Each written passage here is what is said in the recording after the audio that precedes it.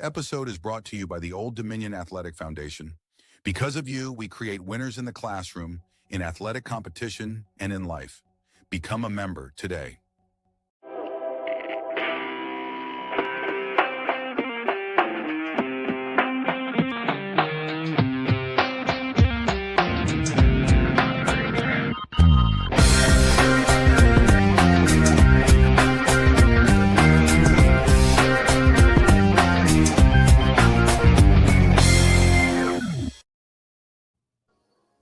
Yeah. I was waiting for it. Hello, Monarch fans. Welcome to Hudson Homers Podcast. CB and Coach Finny here as always. Another off-season update for you all. We have a ton of stuff. We talk about our guys in the minors, the draft, how the roster's coming together with recruiting. We've got a special guest here in about 26, 27 minutes that I know you'll be excited about, and a whole bunch of other things. But Coach Finny, you're in the new digs. How are things going? Yeah, you can get a shot of my new chandelier right here. Yeah. So we have, we moved over to Larchmont from West Kent and been in a couple weeks now. So just about out of boxes and nice little spot, a little closer to the field actually. Not that we were far before, but I like being I lived on this side of campus before I moved to West Kent, and it's a little less busy actually trying to get home. Because when they put that rail yard district in, they added like 6 friggin' stoplights. It is like just forever to get down Hampton Boulevard there. So I don't even have to go down here. I can cut through Powhatan and shoot up Magnolia, and I'm right over here. So, yeah. So we're happy, excited about it, and getting used to all the new creaks and groans of new houses and things like that. That was the first time it was windy at my condo, and like there's like a spot at the window right in my bedroom where it makes like this insane whistle if it gets windy enough. And I was like, are there banshees? Am I dying? What's happening right now? The haunted condo, CB. Yeah, the haunted condo. The ghosts got figured out. I'm not leaving. They're gonna have to make it work. Yeah, man. Yeah. Well, CB, you've been running around all kinds of baseball. How have you been the last month or so? Yeah, a lot of baseball. Got to see our guys at the Pilots a bunch. See some of our guys with the Norfolk Mermaids, which is I don't know why they didn't go with Mermen, but whatever. Hey, it works. Saw Blake Morgan. We'll talk about that maybe a little later. Yeah, I got a lot of baseball, man. It's been great. Yeah, and the Avengers trailer came out today. All my nerdy stuff is going on. Oh, when does the movie come out? Not till December, but Spider-Man comes out next week. So okay. That's important. Anybody seen the Odyssey? I did. Yeah, it's very good. Is it? It's very good. It's apparently not as historically accurate to the story as it could be, but whatever. It's a movie. Sure. It's nice. It's well made. Well, it's got Spider-Man and Punisher in it. Yeah. That's great. I want to go see that. Yeah. So where'd you go see it at? I did not go to IMAX. I just wanted to make everybody upset. I just saw it in like the normal Regal theater that I see it at all the movies at. Yeah, that's what I do too. Yeah. I'll probably go out. It's playing at the Narrow, I think. Might be, yeah. That's a great spot to see. I like that old spot, man. Get the old school popcorn maker. Yeah. One of my favorite things about the Narrow is if you go to the restroom, then you can still hear the audio for the movie. You don't really miss anything if you have to go to the restroom. Okay. Yeah. That's cool. That's just like my house. I just leave the door open and let it keep going. 100%. Absolutely. So the World Cup, we had that was. I'll tell you this: I watched more soccer in the last month than I've watched in my whole life, and it was exciting. I think the USA making the final 16 got more people like interested in it. Mm-hmm. But then you saw some really good teams. I mean, down the stretch right there. So I was flipping around, watching some of the British Open final yesterday, and then rolled on to the soccer match. I think the best team doesn't always happen, right? But I think this year, this time the best team won. I think Spain was clearly the best team. Their defense was just suffocating. Couldn't score them. They had 7 shutouts. Like, think about that. What did they say? They had 2 shots on goal yesterday. Is that what it was? Total, yeah. And 2 shots. Only one of them was like a legit shot. Yeah, they outshot them was like 24-2, something like that. Yeah, that poor goalie for Argentina. I mean, played his guts out and still lost. That was tough. He did. So I know. And then when they got a man down, I mean, they weren't going to be able to come back from that. No way. They were trying to play for penalty kicks. I know. So that's it's like, to me, that's like playing a baseball game that ties, and then you roll a L screen out there and decide to play home run. Yeah, You know, exactly right. like, God, this guy's played 120 minutes, and then you're going to go to, I mean, a penalty kick's a coin flip. If the guy guesses right, he gets it. He guesses wrong, he doesn't get it right. I don't think there's, once in a while they shoot it over the bar, but they shouldn't. Malcolm Gladwell did a study on penalty kicks, and he said they came up with the best thing to do is to kick it right at the goalie. He never stays there. I don't think it's going to be there. Yeah. But nobody's got enough guts to do that. Because then if he decided to stay there, they'd be like, what are you doing? You look like an idiot. Yeah, if you kick it straight at him, he just goes, okay. Bounces off of him. Yeah. It's funny. Yeah, it was entertaining, at least. I mean, there were some really good games in there. I think even the third place game the day before, I think it finished 6-4. So if you like offense, most entertaining game. That was like arena soccer, man. It was like that's like soccer how I wanted if they want them to get rid of the offsides rule to make it actually scoring happen. That's where I would be much like I go out, I watch the ODU soccer because got to root for our players, but it's not my favorite, and it's like every single time something interesting is about to happen, like offsides, can't do it. It's like, come on, the flag goes up. Yeah, I think the whole body should have to be clear of the guy, not just any part of their body. To me, it's just like a fast break in the basketball. Like, hey, sorry you lost. Like, you're getting beat now. They would figure part of the strategy for sure. Yeah. Just got to figure out how to put a blue line down like they do in hockey, because at least you know where the line is. It doesn't move, and the rules are simple. Yeah. That would be a good compromise, I think, for sure. So we'll see. Well, speaking of rules, Finny, so there's a pretty big one that happened in college sports that I think is worth talking about a little bit. So the we call it 5 and 5. I'm sure they might have some official name, but that's the idea now is that players have 5 years to play 5 seasons. And then there's a limitation on, I think it's either starting right after their 19th birthday is like the latest it can be. Isn't that it? But the few exceptions are military service, religious, which probably talking about Mormon mostly, and then pregnancy. Yeah. So basically now you get rid of the 5 to play 4. It's 5 to play 5. You gained a year of eligibility, so there's no reason to redshirt anymore. The medical quote unquote redshirt is built into that. I think the one potential waiver would be a kid that, like a baseball injury where it's an 18-month deal, like Tommy John, where you could potentially miss 2 seasons instead of 1. But so a guy like people might remember Brett Smith that played for us, played for 7 years. So someone like him, they might be able to do that still. Yeah, okay. I think there'll still be a chance of that, but it wouldn't. And the thing that went along with that is also the one-time transfer portal is back. So you can transfer once in the portal without sitting. I think that was part of that package. So that's a good thing, things happen, you can transfer, no penalty, blah, blah, blah. But you can't just go hopping around, 7 schools in 5 years now. Now, does that 1 year sitting count as part of your 5 years? Yes. Yeah. It does. Yeah, interesting. Yeah. So you would lose it. Yeah. So you don't get an extra year to just do that. So I think that'll, make some guys think twice, Yeah. You're going to have to make sure just to go through that. So we'll see. Of course, there's a whole new band of lawsuits. Right. Because now all the players that just finished want their 5th year that they didn't get. Yeah. There's also a bill in the Senate right now that's being negotiated that's a little bit bigger picture college sports. I saw some of the things that are being put into that bill. One of them would be that if you're in a power conference and you want to go to a different power conference, you have to do 5 years as an independent in order to make that move. So that would essentially eliminate, the SEC stealing from the Big 12 or any other conference again. I would assume if that becomes law that we will see the SEC and the Big 10 say, see you later, NCAA, we're going to go do our own thing now. Yeah.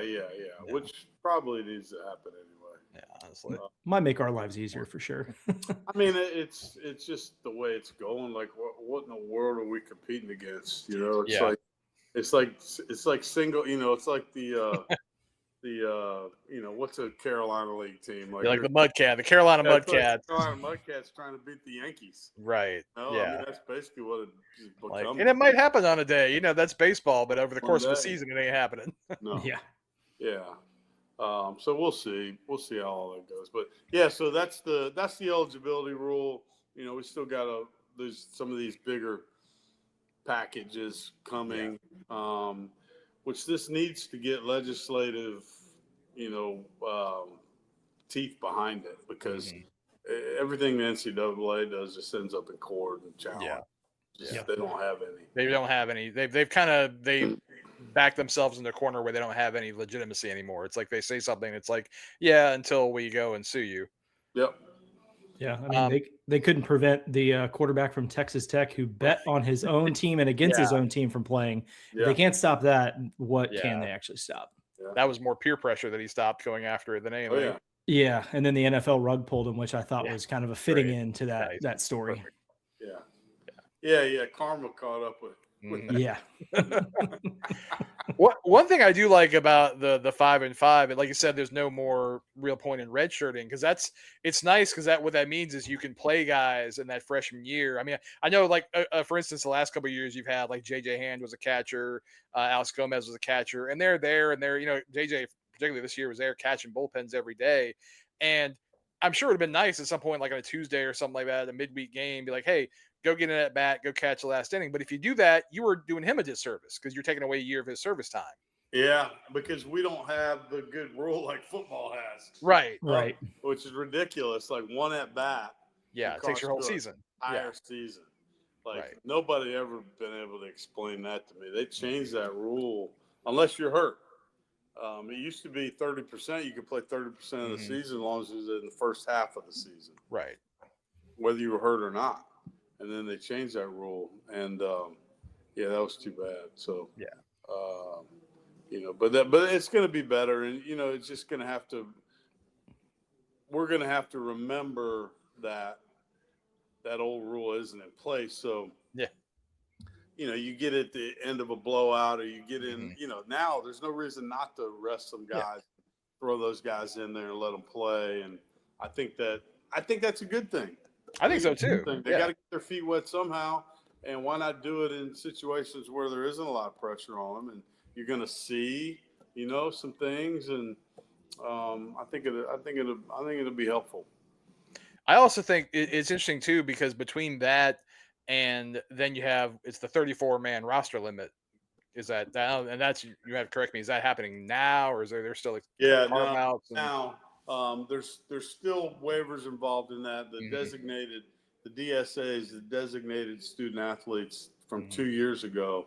Okay. When this rule went into effect, you went through your whole roster and you had to designate which guys were going to be those type of guys, which basically meant you left them unprotected. Okay. Anybody, because so they could go anywhere and not count against anybody's roster for the which length is a big plus. They're eligible. And so we have a few left in the program. I don't know, maybe 3 or 4 from that time. So you could have 34 plus your designated. Right. Okay. Gotcha. But that's it. But it'll be, each year it'll be getting down more towards the 34. And that has to go into place by December 1. So your fall, you could have more than that. Right. But then December 1st comes, you got to have your 34 guys plus whatever designated. And those other guys, like, they can't do anything with you. Right. And they're not a part of the team. And so there'll be some guys that, if you have more, I would love for us to be at 34 plus the designated guys, and not have to cut somebody in. It's a tough thing, because then you're telling somebody stick around and do nothing, or you could transfer out to go to JUCO if you're eligible for it. I mean, it's a tough deal. Yeah, it's a lot worse than having to do it at the end of the year. That's going to happen. Yeah. It's all this new stuff we're trying to navigate and figure out. But I do think that with the 5 and 5 and the 34-man roster limit, that's really got to make it hard on freshmen.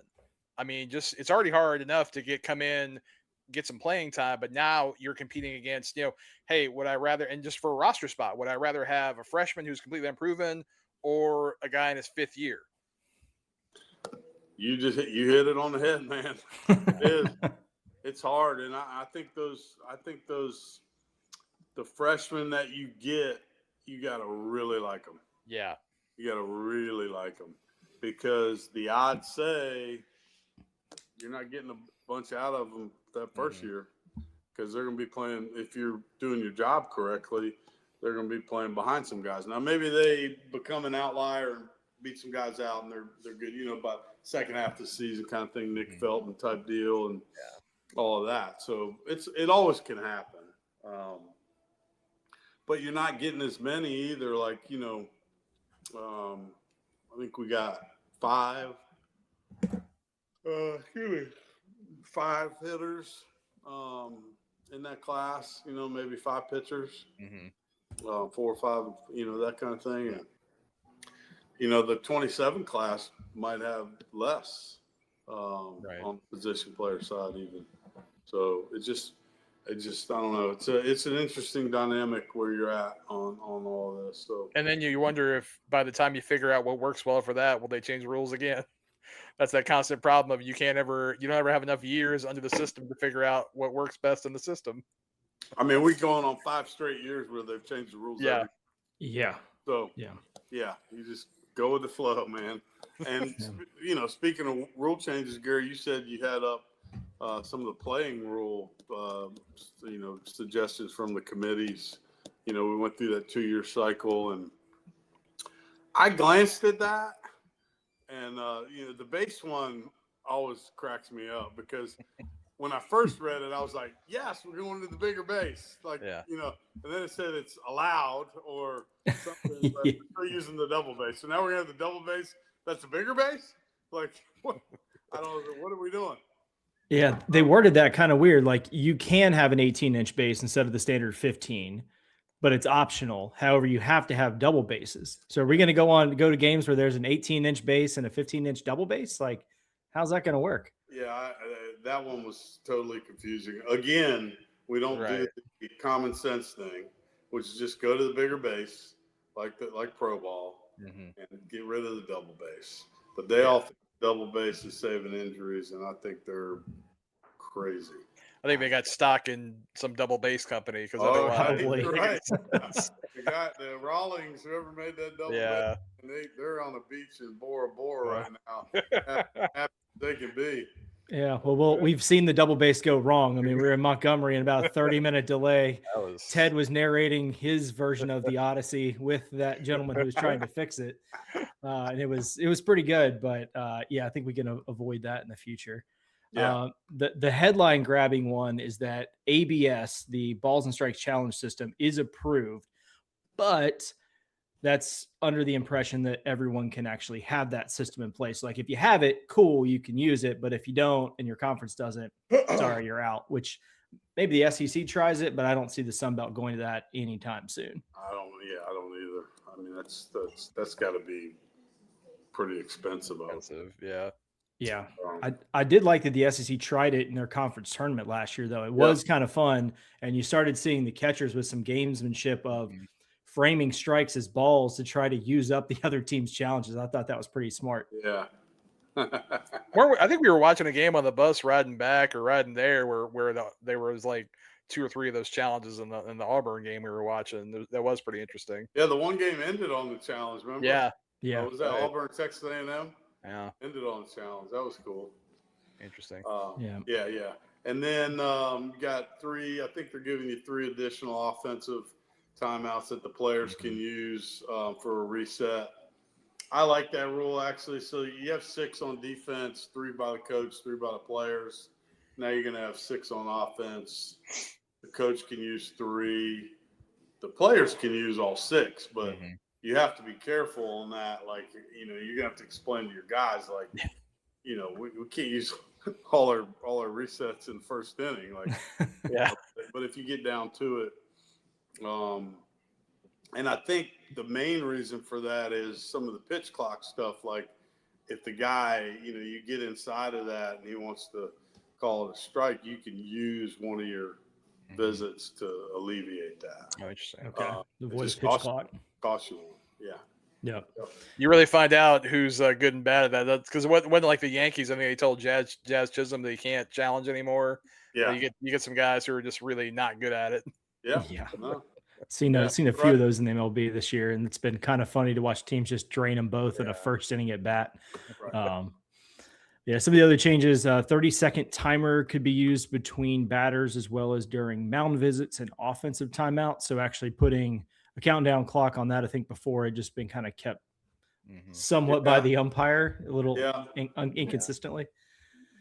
Yeah, man, 30 seconds just doesn't seem like a lot of time. Seems very short for like going to the plate, maybe, but like mound visit is like you can't even get it. I mean, Mike runs, so maybe he'd be all right. But I mean, I don't know when does that start? Does it start when he gets to the mound? Yeah.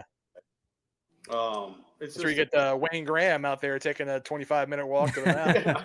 And Mike's done a good job of that too. Sometimes those little baby steps going out to the mound. Well, we're splitting hairs for seconds here. Like it just makes, the 30 seconds in between batters, that's been optional for a while. Like the SEC kind of uses that in lieu of the 20-second pitch clock.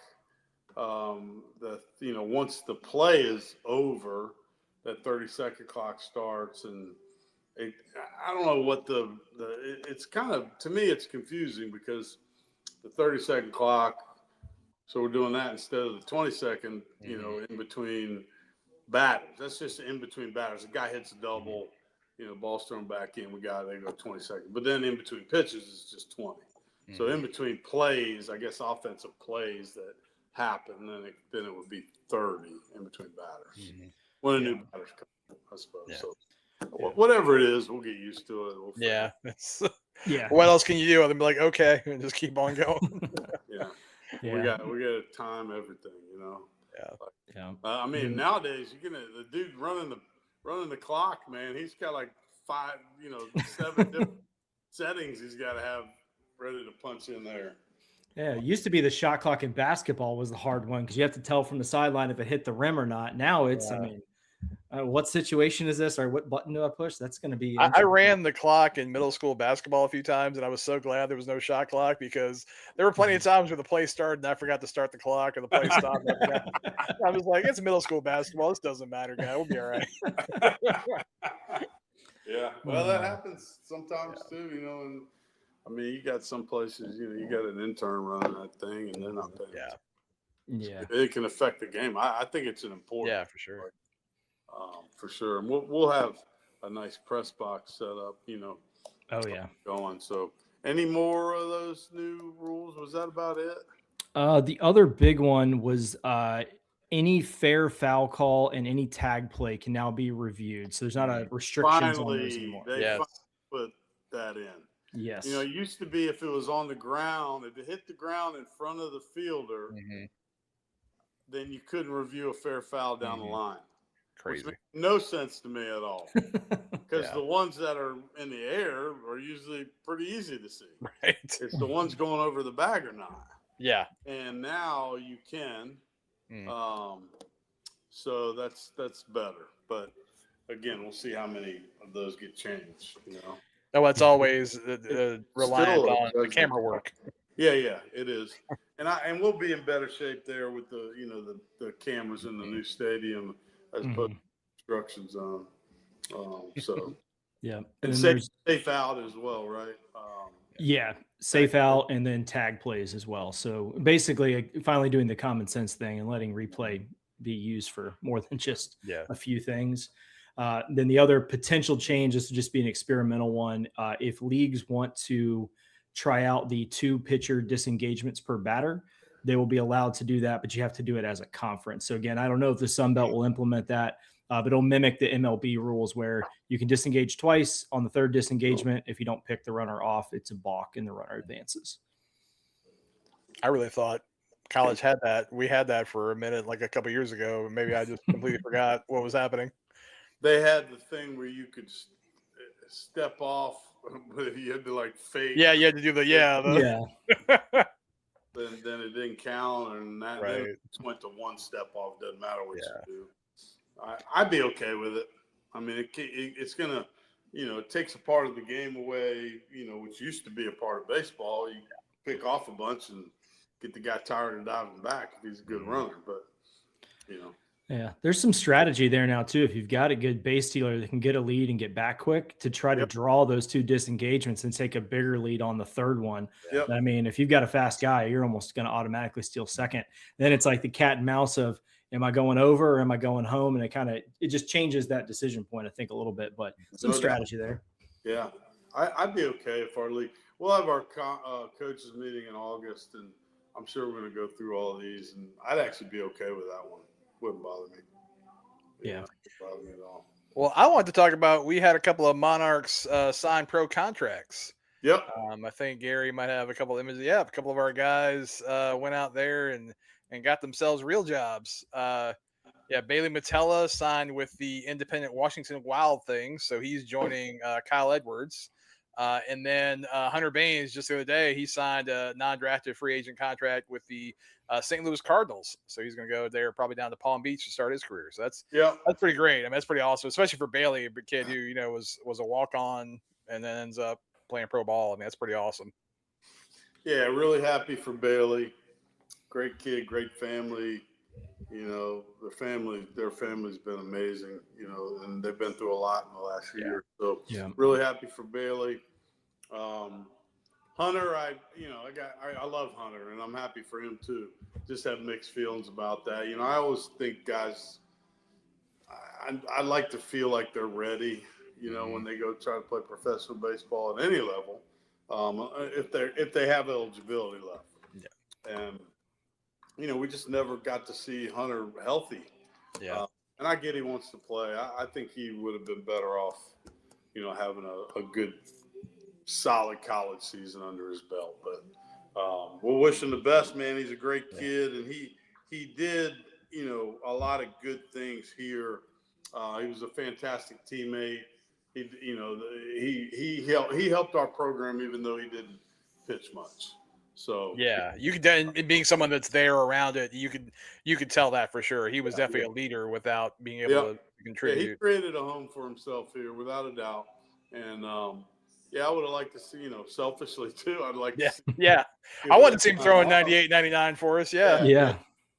So, but you hope he can do well. What you don't hope with these undrafted free agent guys is they go out and don't perform well, and they're done playing before their college season was over. I've seen that happen before, and it's sad. Because you're going, man, you could have just played for us and then done this. I've seen that with some of the guys who signed out of high school, where their pro career was over before their college career would have been. It's like, that's a bad beat, man. That's a bad feeling right there for sure. Yeah, you're right. So we wish them both the best. Certainly. I mean, two great kids. They really are. We want them to go out and tear it up. Yeah, definitely excited for them to go in. And, CB, you and I have seen a couple of our guys in the pros. I know you and I were together, got to see Noah Dean up here at Richmond. He's with Harrisburg. But you've got a really cool spot to go see Blake. I went up with his on family the Eastern there. Shore. Up on the Eastern Shore, up at Salisbury, Maryland, Delmarva Shorebirds. He was playing for the. He still is playing for the Charleston River Dogs, which they've got the. It's like the Holy City uniforms on there, which I did not know they had. That's pretty cool. So he was. He had a, and that was funny. It was probably his worst outing of the year. He threw 5 innings, gave up 3 runs. He still got a win. So it's funny to tell you how well he's pitching this year. That was his worst one, and still got a win. He had his mom and dad were there, had a ton of friends there, because that's about as close as they were coming to Jersey. And so that's probably I think a factor in why he had a little bit of issues in the first inning, is because he had too much energy. We know that about Blake. So it's pretty awesome to see. I mean, he's obviously one of the best human beings on the planet. So that was really cool to get to see him. Hey, he's killing it, man. Keeps throwing like that. He's gonna keep moving. He's in the right organization too. They value the skill set that he has, certainly. Oh, and Gary, can you put that back up? Because he made a point to make sure I knew that he's still wearing his Old Dominion Monarch shoes. He said because he said because the Rays and then also Charleston have the same navy color scheme. He's still rocking the ODU shoes. So he wanted me to make sure to tell Finny that point that out to everybody. Yeah, he'll be trying to raid the equipment room again when it comes back. I was about to say, as much torque as he's getting on the toe of that back leg, I'm surprised there's not a giant hole in it. Yeah. It is always funny seeing pictures with holes on the top of their shoes. Like, that's not where holes go. Yeah. He's doing good. Yeah. We're proud of him.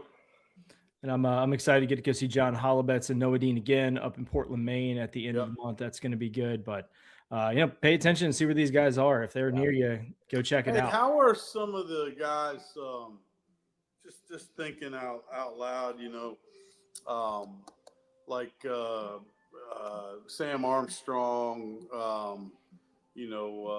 some of the guys, that graduated a few years ago, got signed a few years ago. Yeah. And what are they doing? Like where? So Sam Armstrong. He got traded from the Cubs to the Twins. Right, I knew that. I keep forgetting about. So he's playing for the Wichita Wind Surge, and he's been doing pretty well. Been in the rotation most of the year, having a solid year in Double-A. It's funny. Hunter Gregory, who was with the Blue Jays, he got cut out of spring training. Actually pitched. I think it was with the York Revolution, the independent team. I didn't realize that, but then he got signed by the Twins, so he's now a teammate there with Sam. I don't think they ever played together here at ODU. No, they didn't. Yeah, so he's back in Double-A, and last I looked, he's still doing really well. I mean, Hunter's he's killed Double-A last couple of years, had a little bit of issues in Triple-A, which is again that's a matter of making an adjustment because he obviously can play really well.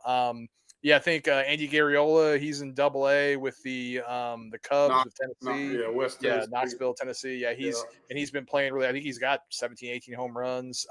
Great. Hunter Fitzgerald is with Double-A Arkansas with the Angels. He's got over 20 home. Yeah, he's got over 20 home runs. He's doing great. We saw his little brother play up there when we saw Noah Dean. So that was kind of funny. He's a good player. Yeah. I'm trying to think of some of the Carter Trice is there. He's a teammate with Andy. Yeah. Off the top of my head, who else am I missing? Ryan Yarbrough got the start on Sunday Night Baseball last night, which is really cool. Yeah. That's cool. Yeah. See, our guys, we have a lot of guys. I think we have about 23 former Monarchs playing pro ball right now. I mean, there's a lot of guys out there. That's crazy, isn't it? Yeah. Yeah, that's great. It's been Jared Young's up with the Mets. I mean, we pretty consistently the last few years had a lot of guys playing. Is PJ back up with the Reds or? I think he was down right now. Okay. Yeah, he's been up twice this year though, but usually for like the minimum amount of time, and then it gets pushed back down. But I mean, they're obviously depending on him quite a bit. Anytime a catcher goes down, man, he's on the plane going up. Yeah. So, and of course, the biggest news of the All-Star weekend was Justin Verlander announcing his retirement. Like that stole all the headlines, even from a great home run derby. So pumped for him to be getting one final run here with the Tigers. They got drafted by. Now the debate is, does he retire as an Astro or a Tiger for the Hall of Fame? Mm-hmm.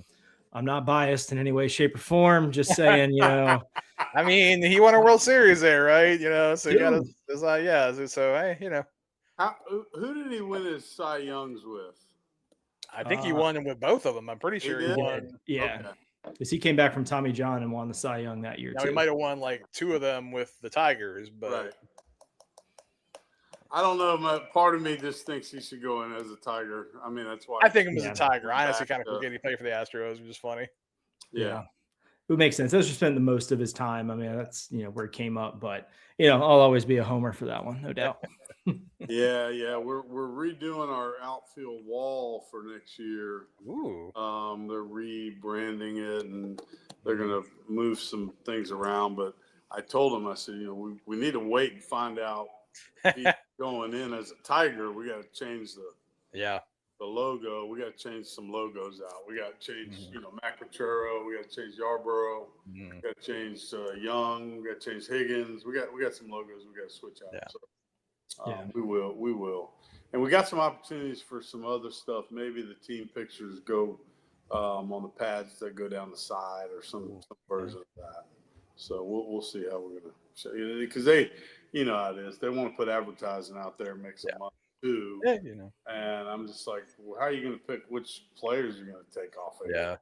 Like, I'm the one that gets beat up if you do Yeah. that. Yeah. I mean, there's only so many big leaguers, so it's like, you know, it's not that hard. I mean, it's, Yeah. yeah. So that they don't understand that. They're just trying to make money. Yeah. So, Yeah. but we'll get it figured out. Which is always funny to me because you ever been to a ball game and seen a sign on the outfield wall and thought, man, I gotta go buy that product. Nope. Like, no, I vaguely, a lot of times I forget it's even there, and then you see a picture, like, oh yeah, I guess that's a thing. Well, you know, if there was a pad with a nice Hudson Homers logo out there, you might tune in and listen. I think that's a great idea. I'll be happy to put that in the hopper. Yes. Sure. Well, on that note, Finny, I told you there was a surprise coming for you. Hey, before you get to that, though, All right. a little advance teaser on the schedule next year. Oh. Almost completed. You know, baseball schedules are, you know, gentlemen's agreements between the coaches for the most part, and sometimes they're moving targets. But we have so our you know, pre-conference first 4 weekends. We are going to. It looks like we're going to play open up with Bucknell at home, and then we go to Mercer the second weekend. Mercer, wow. And then we have St. Joe's at home, and then we have University of Pittsburgh at home. So getting you know, ACC team in here for a 3-game set. We also have Virginia home and home this year. Nice. And we got. I'm working on potentially playing a game at Tech on the way to Appalachian. Oh, nice. All right. After school's out, but we're trying to figure that one out still. So yeah, so you know, it's and then the usual East Carolina home and home, VCU home and home, Richmond, William and Mary, that kind of thing. So, but yeah, that's just a little sample size of what we're doing right there. So, and we do have Penn State coming here in 28. Okay. Nice. Early. So, Not too bad. yeah.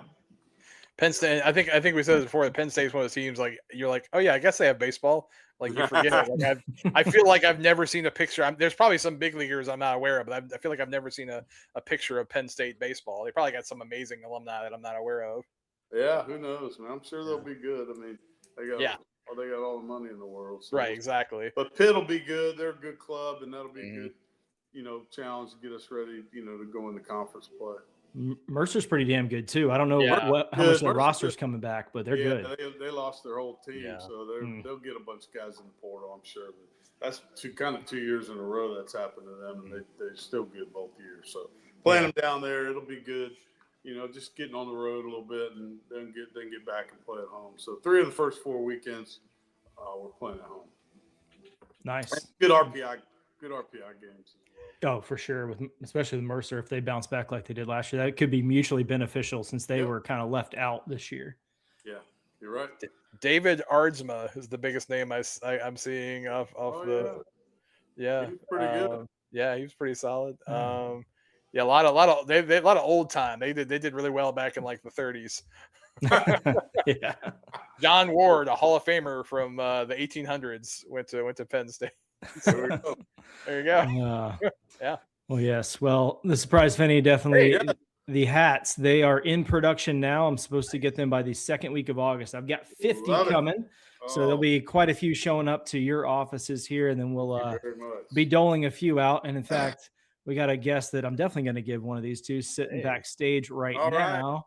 Well, Mr. Beau Cowan. How's it going, Beau? Hey. Hey, guys. Buddy. I'm sorry I'm late. I said 6:30 and I joined it and you already started. I was like, what the heck with it? I'm okay now. They get me out of the way so the good guests can come on. So they got to get me done. Oh, okay. Yeah. Okay. But I wouldn't mind hanging around if you guys don't mind for a little while. Please. Oh, yeah, as long as you want. I'll bow out when Steph gets home, but I always like to hang around and, you know, see what kind of grief I can give Beau. Yeah. Well, Beau, how are you doing?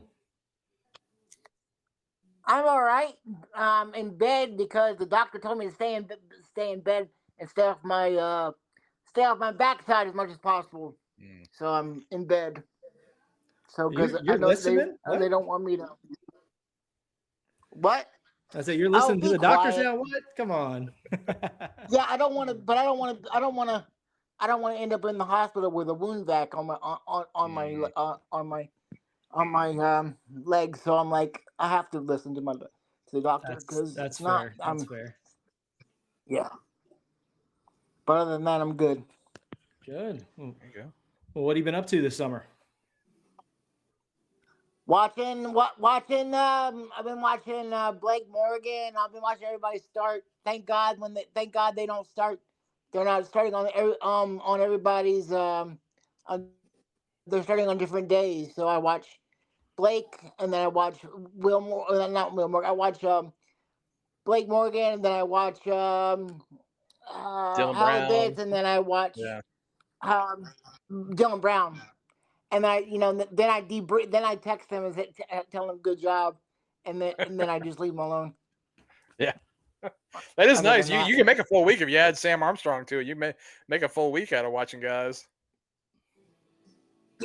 Yeah, they don't. But I don't know when I tried to look.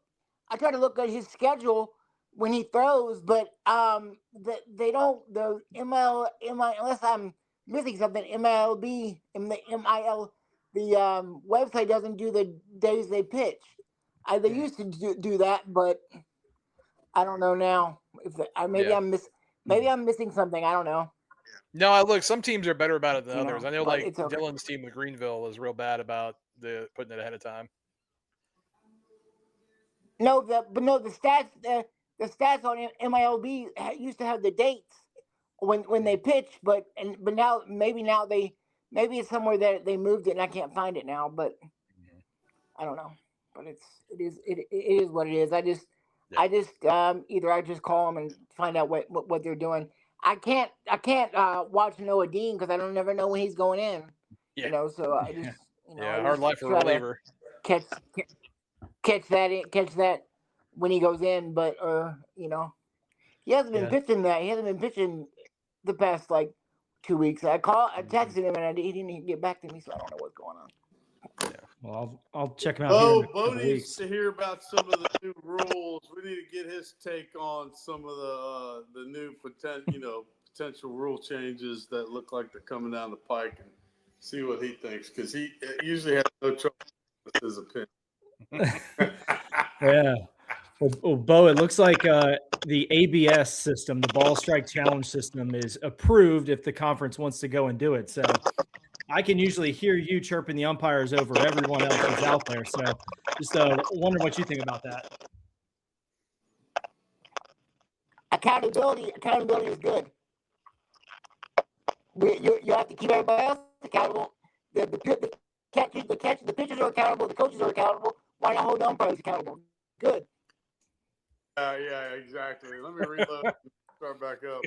Beau and I had coffee last week, and we were catching up on some of this stuff too. So, he likes to hear about the new recruits and some of those things. So, he's got his foot on the heartbeat of the program though, for sure. So I was going to give a quick stadium thing too. Oh yeah. So the seats are. Maybe tomorrow they go in. They've got it's a lot of layers, right? So they got all the decking down, they got all the facings down, then they put the rails in that the actual seats clamp to, and I think they're just about done with that. So now the seats are here. There's going to be 1,900 and change, whatever it is, 2,000 Navy chairbacks going in this week. So that'll be really cool. All right. I'm going to let you guys finish this up. do the best you can and take care of it. Yeah. All right, thanks for having me on, fellas. Yeah, thank you so much, Finny. Hope you have a good rest of your summer. All right, go Monarchs. Go Monarchs. Yes. Well, let's hit a quick message from ODAF. We'll come back. CB and I will wrap things up.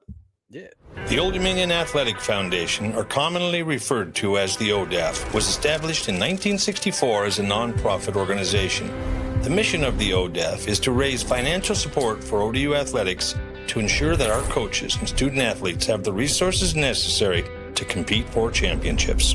The ODAF is integral to the success of ODU athletics and is the channel through which our fans and alumni can partner with our coaches and student athletes for the advancement of the athletics program.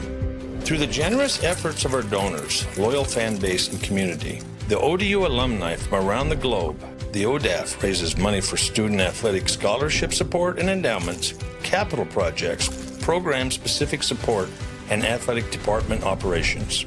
Funds are raised through annual giving, multi-year pledges, events, premium seating, and planned giving. With questions about how to get involved in one or more of these initiatives, reach out to an ODAF representative. Gifts to the ODAF are investments in the lives of our student athletes. ODAF members receive exclusive benefits such as priority points for postseason and away game seating, parking, VIP, and hospitality experiences, and more. Because of you, we create winners in the classroom, in athletic competition, and in life. Contact the ODAF and become a member today.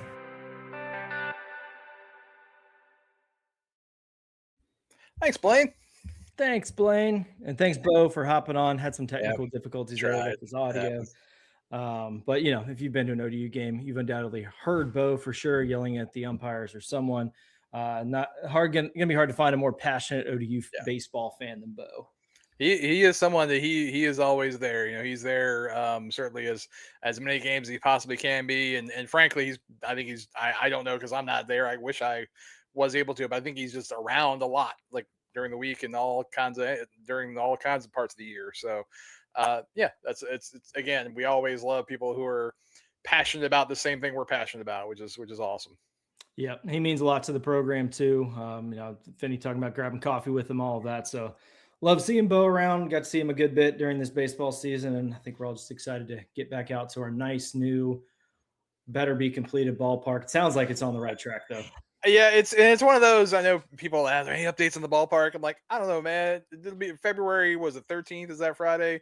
It'll be ready. Like that's as much as I don't know frankly, it's one of those things. Like aside, if you're not one of the players or coaches, like who cares if it's ready on August 1st? Like, what's the difference? Like, it's like, yeah, that'd be nice. It'd be cool. I'm sure it's good for recruits to bring it in.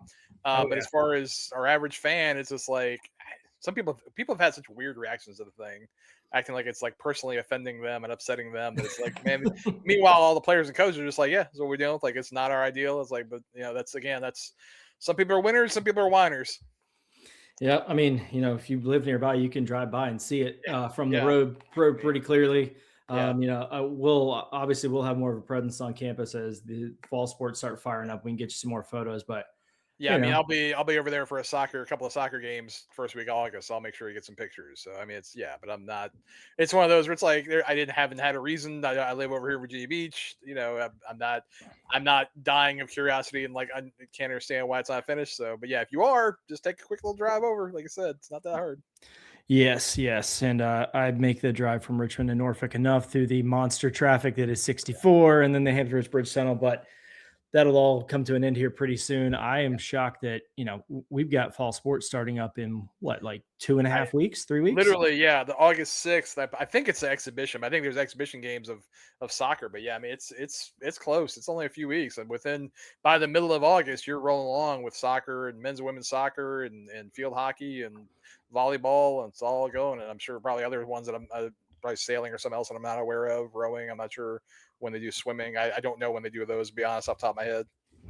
Yeah, but women's soccer, they will have an exhibition against Hampton at home on August 6th. That's a Thursday at 7. The men are playing M1 on August 8th, which is a Saturday. Then there's a blue-white scrimmage for the women. But yeah, I mean, which I think is great. As someone who likes taking pictures, I think a scrimmage with your own team is awesome because then you get everybody. If they go out in uniform, it's even better because it's like, hey, we can try to get a picture of everybody because, you know, sometimes there's someone don't get to play. So yeah. Yes, but yeah, I mean, fall sports really, it's like end of summer sports because August. I mean, those teams are there now. They're doing their preseason workouts now, and I feel like we just left Montgomery a couple weeks ago. It's going fast. And still watching all the summer ball games. I feel like I haven't stopped watching sports. It's been great. You can see a lot of Pilots games. I mean, the Pilots went from the Benzel Pilots is the team over in Hampton that ODU guys pretty regularly play at, and right now they've got Mac Dye, Tyler Zadalis, Ephraim Morales, and Jackson Runyon are all on the team. And Robbie Heiser, one of our alumni, is coaching with them. And I think they started out, I think at one point they were like 7-18, and now they've won 11 of the last 12 games, and they're rolling on. So they're actually like, they went from being basically at the bottom to now they're fighting out to try to get a playoff spot at the end, which is pretty wild. Their last game is, which actually I need to maybe off air talk to you about next Saturday. Yeah, so there's a great one for Saturday night. That they had a real back and forth game. They went to the 9th inning. They were down 5-4. I got a walk, a couple of walks, RBI single, intentional walk, the 3-hole hitter to face a 4-hole hitter, which is Ephraim Morales. And who had already had 3 hits in the day, hit a ball that any other time is probably a 3-run double, but because of the end of the game to walk it off, it was just a 1-run single. And yeah, so F is, I mean, we know he's just like, we call a basketball player is a walking bucket. He's a walking bucket for football. I mean, he's a walking hit. Like, he just always is hitting. He had 2 more hits last night. It's been fun. You see Mac Dye is right there on the left. Yeah, they're having a blast. They both having a good time. They feel locked in. I mean, some of those games are hot. It was pretty warm that night. I definitely left. I was sweaty. Yeah. Now, I understand the situation. 2nd and 3rd, you're going to walk to load the bases to try to give yourself the best chance to win. But especially if they started out 3-0 on the guy. Yeah, that doesn't help either. But yeah, it's a tough look to walk someone to get to Ephraim Morales because he's mostly going to make it. Who already has 3 hits. Yeah. That's the first thing I said when I saw him at the end of the game. What's funny because usually because they're over in Hampton, I leave around the 7th or 8th, which I hate to do, but it's also like, hey man, I got life and reality. You got to get back over here. But it was like, it's Saturday. I didn't have my parents were with me, so I was like, I'm just gonna hang out and watch. It was a pretty good game, and so I was like, it's amazing. The first one that I stayed for the whole game was the walk off. But yeah, I told them at the end, I was like, yeah, they walked the wrong guys. Like, they sure did. That's fun. And getting over to see the Mermaids, see some of the upcoming guys. Jackson Okonkwo is over there just hitting instead of pitching. I've seen him play every position in the outfield, which is wild. People know Jackson's every bit of 6'4", 6'5", and he's out there playing like second base and shortstop. It's pretty fun, making some good plays, and hitting. And then Grayson Sparrows is pretty much only DH the games I've seen. And they've had 4 of the freshman players, the 3 of the Jersey kids, and Jace Watson from Indiana, and they've all looked really good. They're all really good kids. Which, speaking of, do we want to look at the list of guys we know that are coming in that we have? Yeah, definitely. Am I able to share? Yeah. I can hit that share. present button. I can share a screen. Okay. Let's see. I did this last time, and all right. Okay. I couldn't remember if I did this last time or not. Oh, yeah. So you're seeing my screen now. Is that what's happening? Not yet. No. Oh, wait, hold on. I got you. Oh, there it is. Okay. All right. And where is my button? All right. So I might want to make this actually a little. All right. So anyway, so this is the list of guys that we know or believe we know are coming in. I guess, that always could change. And you see, this is kind of all the high school, JUCO, and transfer guys. Just starting with freshmen. So Jake Cozart, the only guy I actually know his number because his dad shared a video. Jake Cozart's got he's a lefty from Chesapeake. He was originally from Hickory. He was originally going to Virginia Tech, hurt his arm, and I have to assume they pulled a scholarship because they're cool like that. And so they're nice like that. And so we got him instead. And so he's supposed to be healthy by the fall, and hopefully he can come in and have an impact. Connor Radford's a freshman righty from Eastern Carolina Academy in North Carolina. We got a few guys coming from there. We got Charlie Shaver is another kid we're getting a lot of North Carolina kids now, which is cool. So Charlie Shaver from North Stanley High School, Richfield. We just got another kid at 27 for the next year's team. It's from there. Carney O'Donnell is a big catcher from New Jersey. One of our Jersey kids. He's huge. He also plays third, also plays first. Looks pretty good to me. Yeah, I would. I'd put a little star next to his name and keep an eye out through fall ball because he has the potential to be very, very special with just his build and his ability, and then position flexibility too. Like, that's one to watch. And of course, agree. I mean, all these guys that I've met, I'll say this: great kids. I haven't met about half this list, but I'm assuming they're probably also great kids. It's almost like these coaches are looking for good people first, huh? We've heard that a few times. So Brady Jackson, he's a shortstop from New Jersey. He's from St. Augustine Prep, which you might remember. That's where Kenny and Marco Lavari went. It's where Mike Ney is one of our alumni. He's the head coach there now. So Brady won a state championship with him. He looked really good. He's got a little bit of a knee injury this summer, but hey, now's the time to have. You never want to get injured, but now's the time to have it, get over it, and then be ready for the fall. And then Jake Wagner is also a shortstop. They both play, short, second, third. And Jake is a lefty hitter from New Jersey. He's looked very good in the games I've seen. And Jace Watson, a lefty hitting outfielder from Indiana. And I like this kid a lot. He hustles. He looks like a real ball player to me. Yeah, I've just been impressed. And then as far as some of our transfers, we got Cooper. I'm sorry. Oh, I'm sorry. Your connection cut out there for a second. You're good now, though. Oh, I'm sorry. I'm good now. I'm sorry. Okay. Do you have anything you wanted to add? I'm sorry. I didn't want to. I know I talk too much, so I don't want to. No, I'm just kind of overall, like, the level of talent that is coming in with this incoming class is a little bit different than before. And that's no disrespect to anyone who's come through. Like, we had some great guys, some great talent, but like top to bottom with this class, it's like, where are we going to play all these guys? Or how are we going to get them at bats? Yeah, and I think you're 100% right. I think that's a factor of now we've been in the Sun Belt several years, so now you're getting that Sun Belt talent. Now we're getting, there's some NIL money being pushed in things, so some of the transfers for sure are a little bit, more talented than maybe what we've seen. And then some of just those roster rules and limits we talked about. I know at least one or two of these freshmen on here are guys that we would not have gotten otherwise. And speaking of that one, I forgot to mention Bryce Mooch. The first baseman. He's one I think we've talked about a few times on the podcast. He's have not seen him yet, but big lefty guy. And every video I saw, it's like, well, that's just Vinny Pasquantino. So if he has as good a career as Vinny, we're all going to be doing great. So some of the transfers coming in, Cooper Bliss is we got two guys from Catawba Valley Community College. Cooper Bliss is a righty. I believe he was mostly a reliever for them. Looked like he had a really good year there. And then jumping down here a little bit, Silas Mills is a catcher, first base, and he told me also outfielder from Catawba Valley. He's playing up there at Tri-City, the Chili Peppers, pretty close to you. Yep. So I got a chance to meet him when they came and played a game against the Pilots. And again, just phenomenal kid. He's hitting like 430 or something like that in like 12 games with the Chili Peppers. He can't be stopped. So he's a guy. He's very committed to like getting a spot in the lineup. He's like, I don't care if I'm playing first, playing DH, playing catcher, playing the outfield. Like he just wants to be playing. And if he had a monster year in JUCO. Patrick Dudley, I don't think we talked about him much on the podcast, but he is a guy. He's a local kid from Virginia Beach, went to Atlantic Shores. He went to South Carolina last year as a freshman, played in just a few games, had about like 7 innings, did fine. I think he had like one game to get a few runs, but otherwise did really well. This is a kid that if he was a guy we got out of high school, we might be like, this is like the best commit we've ever had out of high school. He's that level of talent. I mean, again, he was like an all-state player, went to, the SEC school, obviously with the coaching change that was not getting to play. That was a huge opportunity. It's one of those things like it's a huge get. He's got a real chance to come in and make a real big impact. And obviously having, be a local guy, I probably know more about him than some of these other guys. I think everybody on this list has a chance to have an impact. Chase Knight is a guy. He's from Modesto Junior College. He's a guy. He apparently just kind of started pitching like this last season.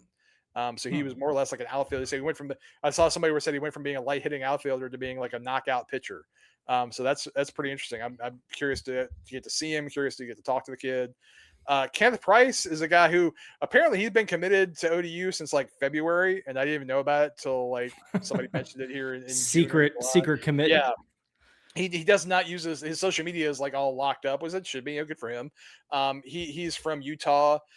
He had I think he was like 10-0 this year, 10-1. He had like a 190. Like he had a phenomenal year out there at Lane Community College. So he's a kid who you have to believe is going to come in and compete for a spot in the rotation, right? When you do those kind of numbers, you're coming in to be somebody. Harlan Rowe is a guy. He's been interesting to me because he's been committed to ODU for a while. He's a junior college guy out of Lower Columbia College out there in the Northeast. He's actually hit more as a JUCO player than he's pitched. And every time I ask the coaches, I'm like, well, he's coming as a pitcher, right? They're like, yeah, he's coming as a pitcher. And it's like, okay. Like, I think he threw like 4 innings. He threw like a 1 or 2 innings in summer ball. I don't know if it's because he's been hurt or if he's just like, I don't want to throw because I'm going to throw at ODU. I'm not real sure what is going on there. I'm sure. Well, I can't wait to talk to him and find out. But he's hit really well, so he's competitive. I mean, it's one of those things like, he's and with, I know Finny is, maybe we need to talk to him about this maybe one, but I think that, with Okonkwo being a guy who's going out hitting more, maybe he's more open to the idea of guys being a little bit two-way now. With having that roster limitation, you might need it. Yeah. Especially with the arms, like, I mean, going down to 34, that makes a big deal, especially in those 5-game weeks. But the 5-for-5 kind of counteracts that, because maybe there's a freshman you give some innings to that before you wouldn't have wanted to burn their year. Yeah, absolutely. It's gonna be interesting. And like I said, it'd be interesting if they could do it for more than like a year and see what would actually happen. Yeah. But anyway, a stable year just to get some data to see like what's actually happening. Like, are guys getting hurt more now or not? That'd be a good thing to know too. Who knows? Liam Stewart, another righty, and they're all pretty much almost all righties. He is from Shenandoah. It's which is D2 or D3. I'm honestly not sure off the top of my head. D3. D3. Okay, there you go. And we know we've had some success with D3. He's a guy. He was a sophomore last year. Had really good years both years. I think he was All-American as a freshman. And I saw him. I haven't seen him yet this year, but he's pitched last year and this year, and actually maybe the year before with the Chili Peppers also. He's been pitching pretty well for him. I saw he had 5 innings the other night and 4 innings, so he's out there just throwing some innings. So again, guy who seems like a really good bullpen arm, but maybe he's going to compete for a spot in the rotation also. I'm not sure. Yeah, hopefully he can have the success like Jay Cassidy did coming from CNU, like Brandon Pond. We've done well with D3 pitchers coming up and contributing in a big way for us. I mean, I think what it shows is, if you can go out and pitch and contribute, you can pitch and contribute. It's one of those things like, maybe you're not going to throw as hard as the other guy. Maybe you do throw as hard. Some of those places absolutely have guys who throw in the 90s. I mean, shoot, you got Oxenfeld's son there with the Pilots, who goes to Virginia Peninsula Community College, and he throws like 95. Pretty nasty. Now he was at JMU before I think he got hurt, and so I think he's getting himself back. But he looks. Whoever is getting him he's dominant. And he comes from a great baseball family. Mm-hmm. So yeah, I mentioned Silas Mills. Bennett Shaler is another catcher we got. He was at Gardner Webb, was at George Mason before that. He's had a nice little career. He's been around a few years. He's a redshirt senior, so that was another question of what are we going to call the 5th year now? Is it like a graduate? Is it? I don't know what we need to call it. Or I feel like we need to change senior to be that 5th year and then figure out something in between. But that's another discussion for another day. Just call them we call them the babies, then the freshmen, or we can adopt the VMI and just call them rats their first year. That's how a lot of freshmen act. So that might work. Davis Albert is a really nice, is a guy that I really like to see. He's playing summer ball down in North Carolina, but it's a little too far away to get to. But he's a shortstop, second baseman, went to Brunswick Community College. There was a game that Brunswick was playing Catawba, so I could have seen him, Silas Mills, and Bliss pitch in the game. And I really wish I'd have gone down to it. And I think I wasn't feeling that great that day. And like a 3-hour or 4-hour drive that wasn't it for me. And I kind of regret it because I would have seen them all. It'd been cool. But anyway, he was at Campbell, didn't play a ton at Campbell, then played a bunch at Brunswick. Obviously, he's coming as a junior. Apparently really fast, really good fielder. So there's a guy who, we know second base is open, depending on where Dallas plays, third base could be open. So there's a guy who seems like he's really in the mix for getting a spot in the lineup. Easton Dowell is a shortstop, second baseman from McNeese State. So he, again, is another guy coming in for his 5th year. Seems like a guy who's probably going to be like a depth kind of, playing around, bench type guy. But again, who knows? That's just my impression of what I see on stats. I don't know these guys. I don't know what the conversations are. Who knows? We talked about Jackson Muchia. Colton, apparently it's Rockmore. I thought it was Roquemore. Apparently it's Rockmore, which is awesome because Rockmore is a much cooler way to pronounce it. Calling him Rock is incredibly cool. Saying let's go Rock sounds amazing. Rock and Mooch. Rock and Mooch. I mean, good call. Rock and Mooch in the lineup. Oh boy. So we got to get you. So he's a redshirt sophomore. So he's coming into, I guess, his 4th year. No, his 3rd year. Yeah, coming to his 3rd year. He was at Grayson College. Yeah, spent a year at Dallas Baptist as a freshman. Didn't get to play, but he had a really great year down there at Grayson College. As a JUCO. So he's coming in. I think he had like 10 home runs, like a ton of RBIs. He looks like a huge kid just in pictures. So again, so a lot of this is I've seen about half of these guys. I have maybe more, like 60-70% I haven't seen. Who knows? The coaches know. They do, I think, usually a pretty good job of bringing guys in that we think are pretty solid. But so there's a lot of, and I know Finney was saying they're still looking at maybe if they can get some available arms, they will. If they can't, they won't. But they're still, they're still out there trying to see what they can add before they get to finally showing up to school. Yeah, there are a couple coaching changes, which unlocks the portal for 30 days when the new coach gets hired. So there are a couple of those things that occur. I think Princeton was the last team to fill their head coaching vacancy. Which I really want to know what that means for our guy, Joe Homaker. If he may, I hate to just ask a guy like, hey, man, you got a job? But I feel like Joe would actually not really mind that much if I shoot him a text and say, hey, you got a job. Because I know he loves it up there. I mean, we love having an ODU alum. It's a Princeton professor. That's always a fun one. Makes us feel smarter with our piece of paper. But I did want to say this last time we recorded because the portal was still open during our last one, but the staff has done a fantastic job of retaining talent this year. Yeah. This is the best that we have ever done in terms of having really talented guys already on the roster that don't leave to go somewhere else to play for, a power conference or something like that. Keeping Ben Tanton, who was on that freshman All-American list, which is basically like a wish list for a lot of the big schools. Yeah. He stayed here. Evan Morales stayed here. All of the guys that we were really counting on coming back are going to be staying here. Excited for the guys who did decide to go jump in the portal and find some other ones. I know JJ Hand going to St. Bonaventure. His dad sent us a really nice note. We'll continue to root for him and track him and pay attention to him. But the staff deserves some praise for what they're able to do. And part of that is because of the rev share money and because of the NIL money. We are not at the bottom of the barrel in the Sun Belt. We are near the top, and we've been working a long time to get there. And this is how it pays off, where you retain a boatload of really good talent that and then you add these guys that we're adding now that seem to be a step up in terms of their talent level as well. So, I mean, you should probably start getting excited. We got to go through fall ball, but from a roster construction standpoint this year compared to last year, we are in a significantly better place.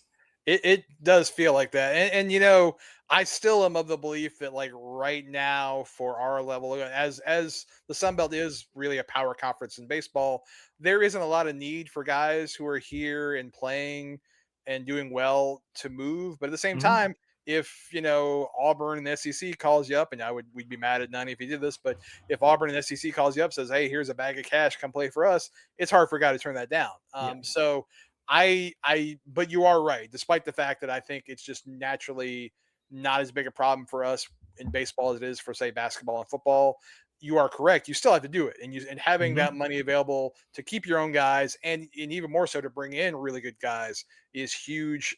They've done a great job at it. And you're right. It is exciting to hear hey, we are out there and we've got a good amount of money that our guys are spending on. And again, I think a lot of it's just going to hey, I think that we in times before when we've lost, it's been well, you can pick here or ODU.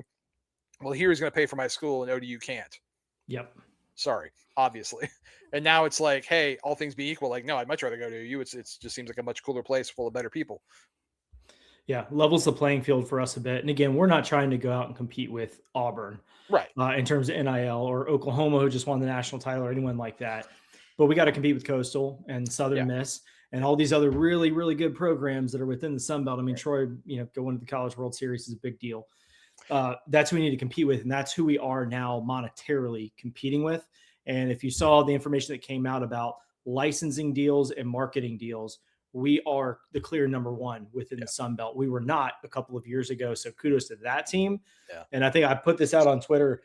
Imagine how much more money that's going to be when we start consistently winning at football and basketball again. Yeah. And I'll throw baseball into that mix too, because clearly the investments there from the school, we can win national titles in baseball, and you're starting to see that come to fruition. Now we just need to see it in the terms of the results on the field. You just said exactly what I was gonna say, is the reality that Coastal and Troy are that proof of concept that, and I think we've said this again, but again, this is just off-season podcast, what you say. The reality is we have a chance to compete for national championship in baseball. Yeah. I don't believe that exists in basketball really at all. It'd be amazing, but it'd be kind of the luckiest fluke streak of all time. You had to win the tournament and had to win the big tournament to make it happen. In football, again, we saw JMU. Frankly, if we beat JMU, we beat Marshall, we're right there in the thing. Okay, we're competing again. they're also doing everything they can to make sure that doesn't happen.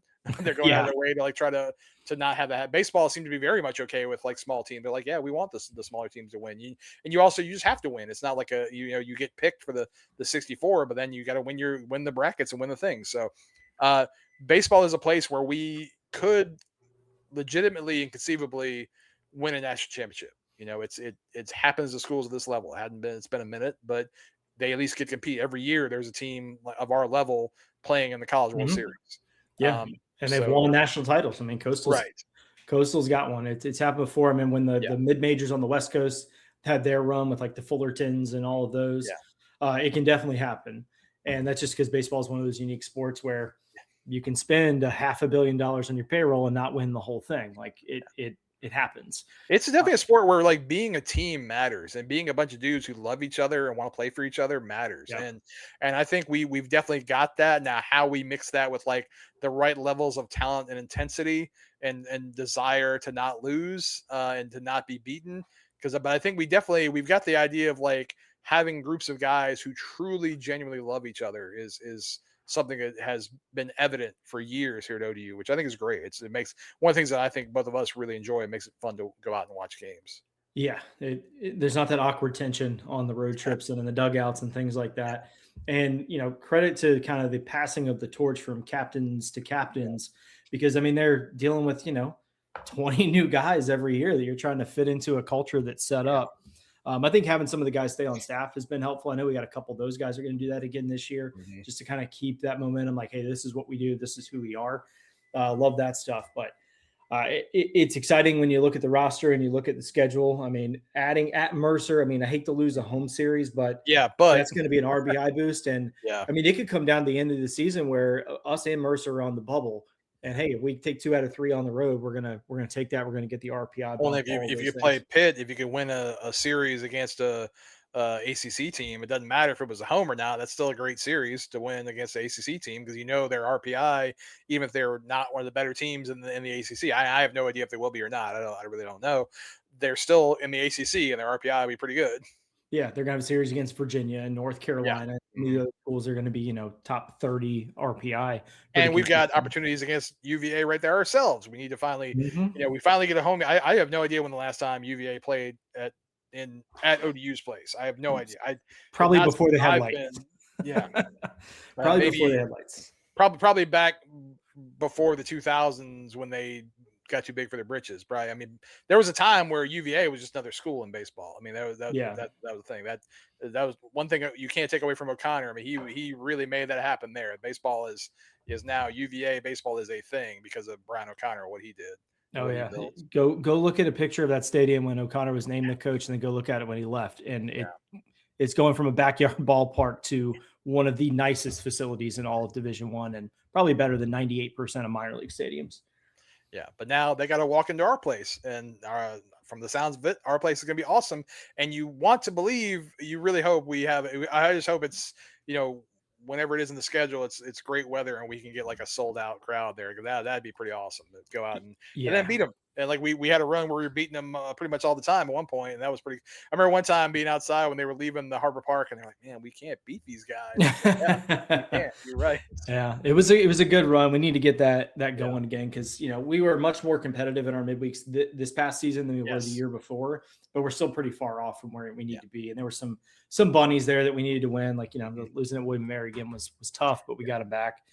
Well, and that was all pitching depth too, and I think our pitching depth is even better this year. Now, again, obviously things happen. You think about how many we had.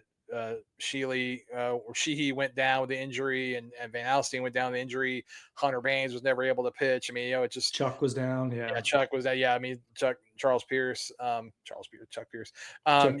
Charles is Charles Pierce. I said Charles like his name isn't Charles, but it is Charles.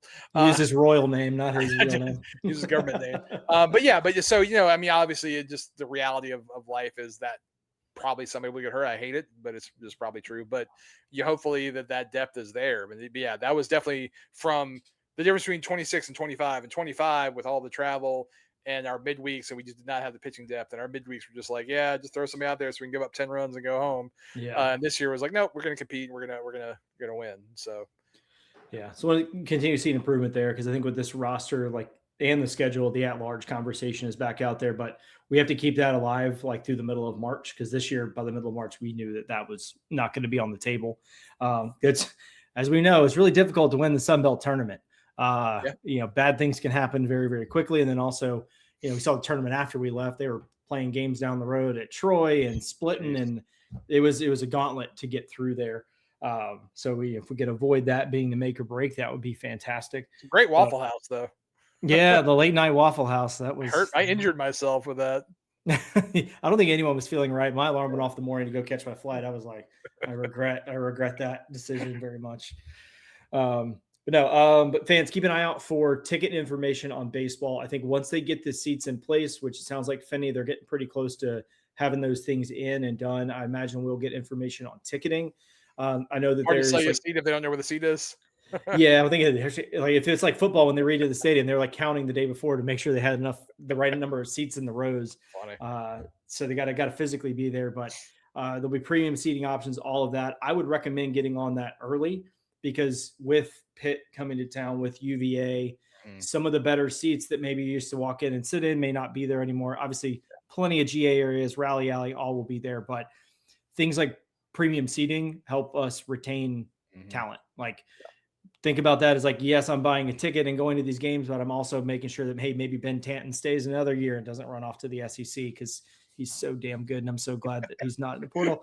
But guys like that, like that, Ben's catching strays. Like, Ben's just here, like, I love this place, so I don't want to go anywhere. Yeah, and you know what? That could be the thing too. And he told everyone to just go screw. But it would be nice to also reward him for his hard work and encourage more guys to follow his path. That I can get behind. I'm more about let's reward the guy as opposed to which again, it's the exact same thing, but let's do the framing more positively. Let's make sure our guys who are here killing it and showing up and being just great human beings and playing great for us. We are showing them every bit of love we possibly can, not just with our emotions, but with our dollars.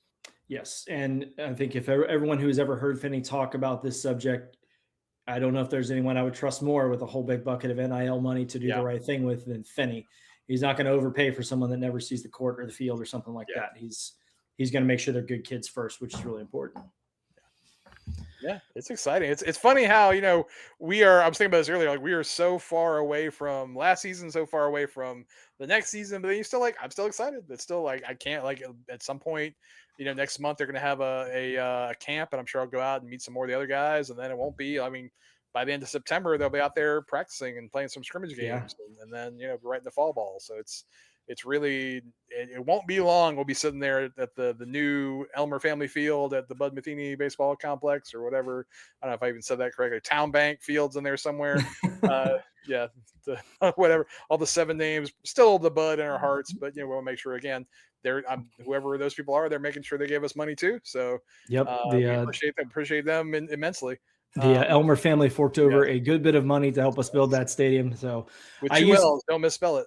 Yes, which they did it right on all the things. I just spelled it wrong on a tweet one time. But yes, they definitely want to thank them for putting that, because this doesn't happen without them. So it can be the Bud, it can be the Elmer Family Baseball Complex, whatever they want. If you're giving the money, I'll support you. Yes. Thank you, Town Bank. Even though I used to work for a different bank, I work for a different bank too. So. All right. Well, I think that'll do it for us, CB, unless you got something, another rabbit in the hat. No, man. I still get to see a little more baseball here in the summer, and we'll see some in the fall, and going to start enjoying our sports. And by the time next time we talk in August, we'll probably be watching some ODU sports already. Be great. Yes. And don't forget, if you're going through Savannah, Georgia, Scotty Young is there playing for the Visitors. I see all of his cool social media stuff. If you're not following him, you should, because it helps him if you go follow on the social media and interact there. And also, I want to shout out whoever is creating the fan pages for our baseball players on Instagram. Patrick Johnson has one, and I hope he enjoyed the concert he went to with Margot Robbie, because I enjoyed laughing at the picture. So you are going to have to. I have not seen any of this. So you're going to have to share this with me. I have not. Oh, it's obviously someone else on the team creating these fan accounts and putting up AI images, but. I'm not all for AI, but I am all for the razzing of other friends. In this case, I will say it is worth the water and energy usage, because it made me laugh pretty hard. I will say we can finish on this, but I will say that the lost. There's nothing funnier than a bad Photoshop like having a picture, like, and I'm sure whatever picture they made of him, like you said, him and Margot Robbie, that's great. But like having like a picture of him and then like a poorly photoshopped, terribly cropped picture of Margot Robbie, clearly not at the same place, is to me always gonna be funnier. Maybe that's an age thing. I don't know. It is funny, but also Patrick Johnson's arms are getting bigger in every single photo. So I'm really enjoying that development too. But there's a lot of them. I think most of the players have one now, and it's very, very entertaining. Sure. All right. Why not? All right. Well, that'll do it for us. Thanks for tuning in over the summer. Hope your summer's going well. If you're not already subscribed to the Monarchists on YouTube, please do that. We don't want to get banned from doing live things because we don't have enough subscribers. So please subscribe. That's it. Go Monarchs. Monarchs.